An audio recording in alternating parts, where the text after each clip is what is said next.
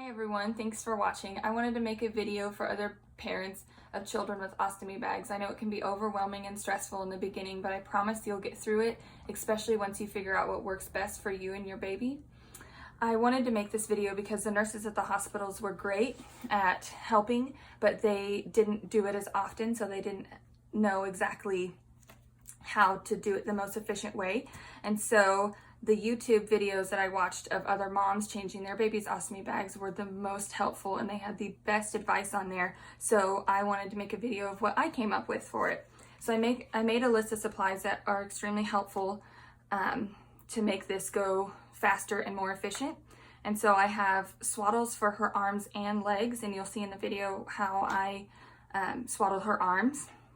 And then a pacifier, music, to help soothe her during this process. We have a heating pad to help after, a blow dryer, a bottle of water with baby wash, or bowl of water with baby washcloths, soft napkins or cloth to catch poop when we're doing this, so that way it doesn't mess the whole thing up.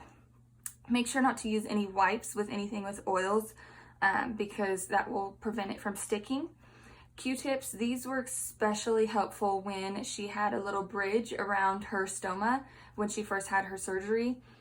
It made it a little bit more difficult to get the bags over, so the Q-tips were a lifesaver, and I still use them now just to get a really good seal around her stoma because I want that hole to fit right over her stoma. And then the waterproof medical tape that I talk about in the video, that one is amazing. It helps stay on, and it's so gentle on her skin. And then and it's much cheaper than the barrier rings that you would get online. So I'm all about being cheap because this whole process is pretty expensive. And so the best thing to do, oh, and then of course all of your ostomy supplies, and I talk about that in the video, like your bag, your scissors, things like that, but I go over that in the video. And then it's best to remove the old bag if you put them in the bath or anything beforehand to help soften it up or get it off. Just make sure that you don't use any soap that has too much oils, or if you do use soap, completely get it cleansed before you start the whole process. And then, so what I do, something afterwards, because you'll watch the video, and then something that I wanted to add after but didn't get to, is I empty her bag into a dirty diaper. So I take the diaper that she's peed in and I set it to the side, and I get a syringe and syringe her poop out. Since she's somewhat a newborn, she still has poop that's easy enough for me to syringe out, and so that way I'm not wasting any diapers.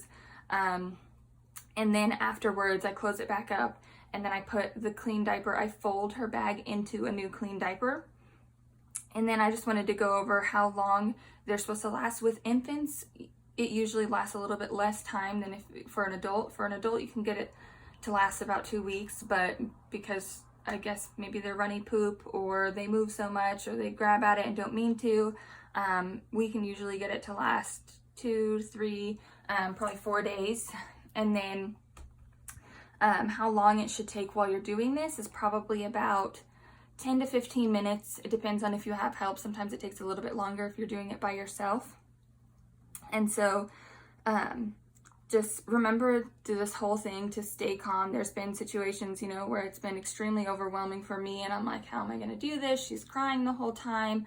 But you kind of have to take a minute, breathe, calm down. You can cover them with a diaper or a pull-up and put it over the stoma and soothe your baby and kind of calm down, and then start the process all over again when you're feeling refreshed.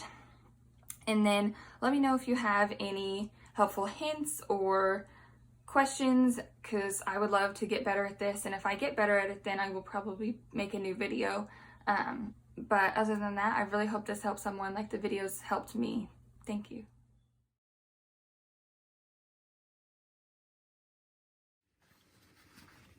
And she's pretty calm. I hope that doesn't jinx it, and then she starts screaming. But she still has her stitches in. They haven't come out yet. So I'm just drying this a little bit, and I'll go over what I'm using as well. This is just a little soft napkin, but I just want it to be dry. And then I already have everything set out just because I want this to go as fast as possible. So this is the protective powder, and I love this because this has made it help stick so much better. And if it's irritated, this really helps dry up any of these oils and help the irritation a ton. So I love this stuff. So when you put this on, I put a little much, but that's okay. And then, so I just put it around where it's irritated and around where it usually stays the most moist, and then blow away from her face. So when I'm at home, I have a little hair dryer that I have right next to her bed that I have ready at all times. We have one here. I always keep it on like a warm setting, and I'll have it on the cool too, just to blow and get the powder out. And she loves staying warm, so sometimes I'll just put it on her just so that way she gets the nice heat from it, and she loves it. And then we'll do this no sting barrier spray. So this helps keep the skin from getting red, and so it's really nice because it like really does keep this from getting irritated.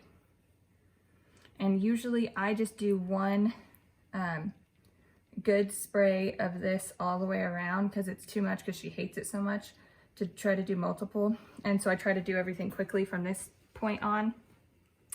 And she's not gonna like this, so hold this down. But make sure you hold her legs down when. We don't like that. So we usually want to wait a minute or two while that's drying. So while that's drying, we'll either do the hair dryer on it, and then I will heat my pre-cut. I pre-cut them to her size, so that way I don't have to do something else while I'm doing this process. And then I get the hair dryer and warm it up a little bit.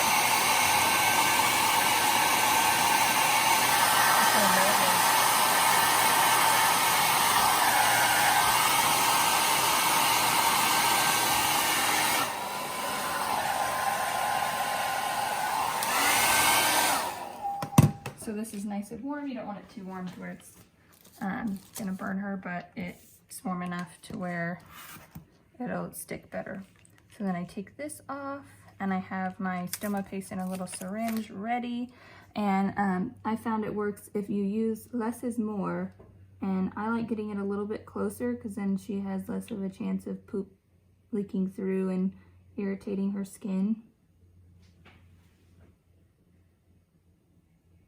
So I just do a little bit and make sure it's nice and put in there, because if you use too much, it'll stick to her skin.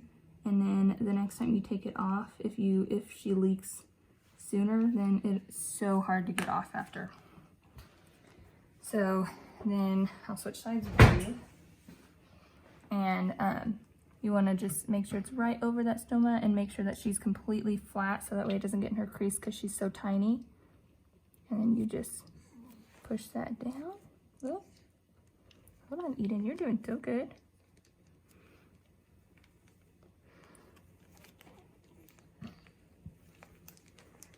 And then what I do is I get this Q-tip and make sure that's nice and on there. This helps a ton. And so with the bridge, this was like the lifesaver. I know, you're not liking this, huh? Was having the Q-tips to help put all this on there. And so you want to make sure this is closed because she will poop at any time.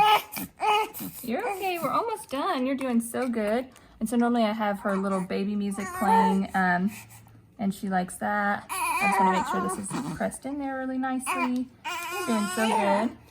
And make sure it's nice and pressed down on each side. And so what we found, because she's so squirmy and bends her leg right here constantly, is we found this tape. We use a very small amount of it.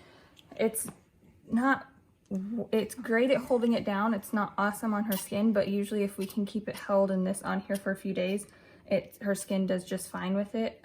So we just cut it in thin little pieces and barely outline this, and it helps hold it on for like a day longer.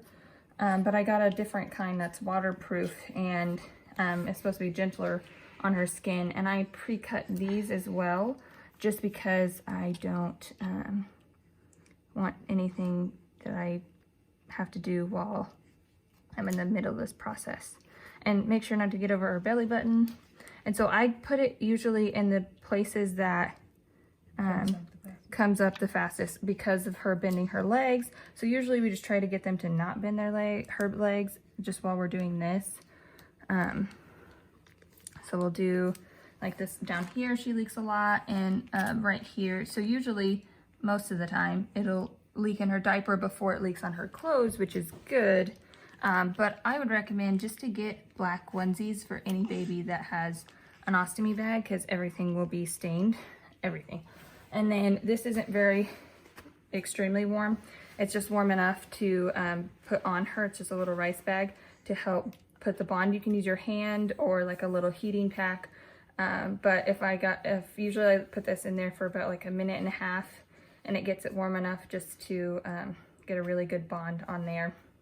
And I think that's everything on this, but I have everything set out on her changing table at home. I have her swaddles ready, her diaper, the rice bag already heated up, and then her thing pre-cut, and I measure it with one of the little measuring things that they send you, and you kind of just go over in the beginning and pick which size is hers. Obviously she's none of these big ones, but that's extremely helpful. And then you just pre-cut them on these little guys, and what you can do is stick it on there and then do a pin or marker, and then I stick my hand in here so that way I don't cut this, because that's what everyone says the problem is. They're like, oh, well, I cut this bag, and I was like, well, just stick your hand in there, and it doesn't cut the bag, because then you can just cut it, and you can get some sharp scissors and get that circle really well. These Hollister bags are my favorite because they have the least likely chance of leaking. At the hospital, they sent us home a bunch of these, and they're great because they're smaller, but they have a higher chance of leaking, and these aren't big enough to hold as well. So, but one thing that I found about these, if this is all you have, is to actually pre-cut your hole, and then put this on before you even get started. Like pre-make these to where you have her size, and then stick it on there when you haven't put it on there yet, because you want to get that a really nice flat seal, because it's way too hard to try to do it on a moving baby, and then if there's a crease you're leaking already, and then it's terrible.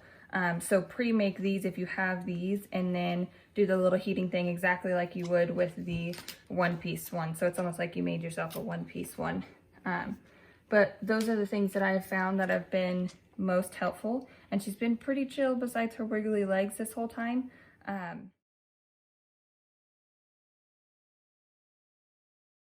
Hi everyone, thanks for watching. I wanted to make this video for parents with children of ostomy. Ready, go. Okay. Hi everyone. I can't do it. Okay, just go. Hi everyone, thanks for watching. I wanted to make a video for parents with. Okay. You look like an elf. Things your ear, your hair. I see why Jake said we could be elves. Okay, go. What? You said we could be elves. Oh. Hi everyone, thank you for watching. I wanted to make a video for other parents of children with ostomy bags.